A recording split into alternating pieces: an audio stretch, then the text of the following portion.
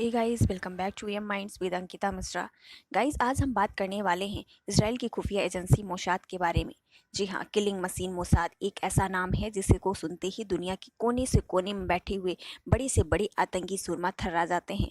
Bird map पर बने एक छोटा सा देश इसराइल, इस देश की खुफिया एजेंसी है मोसाद, जिसके नाम से टेररिस्ट ही नहीं बल्कि उनके बड़े से बड़े लीडर भी खौफ में आ जाते हैं, क्योंकि यह एजेंसी अपने मुल्क के दुश्मनों के खिलाफ एक किलिंग मशीन की तरह काम करती है।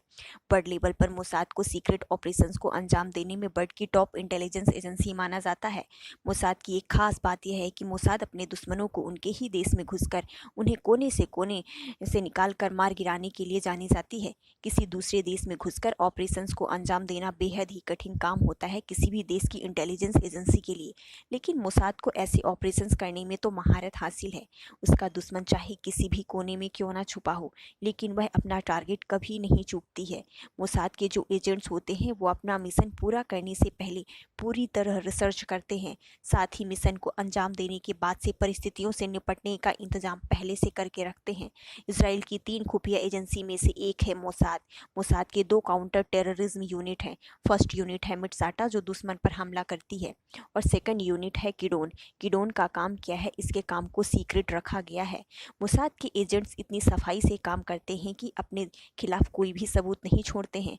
मोसाद के पास टॉप क्लास के secret agents, high tech intelligence team, sharp shooter और कातिल हसीनाएं समेत कई तरह के जासूस और गुप्त योद्धाओं की फौज है। इस एजेंसी में 40% महिलाएं हैं।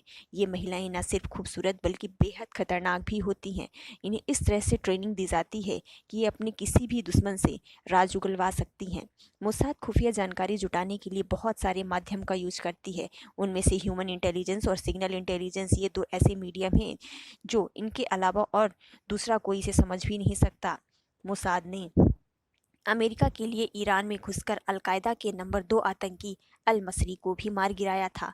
मोसाद के कुछ टॉप ऑपरेशंस हैं जिन्हें हम अगले वीडियोस में देखेंगे, लेकिन मोसाद का एक खास ऑपरेशंस था 1960 का ऑपरेशन। 1960 में रशियन फाइटर प्लेन मिग-29 को इजराइल लाना और उसे हाईजैक करना था। 1960 का दौर, उस दौर में सोवियत संघ रूस का मिग-29 सबसे बेहतरीन लड़ाकू विमान माना जाता था।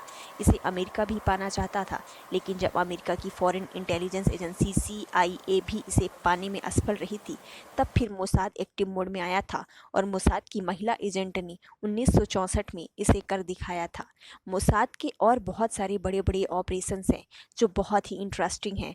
उनमें से एक है 1972 का रैथ ऑफ गॉड ऑपरेशंस, जिन्हें हम अपने अगले वीडियोस में विस्तार से चर्चा करेंगे, और दूसरा है 1976 का ऑपरेशंस थंडरबोल्ट, जिसमें अरब के आतंकियों द्वारा फ्रांसीसी विमान को हाईजैक कर लिया गया था, जिसमें 94 नागरिक इसराइल के थे, जिससे मोसाद ने इसे ऑपरेशंस को अंजाम दिया था और उस हाईजैक विमान को अपने 94 नागरिकों के साथ युगांडा से मुक्त करा कर लाई थी।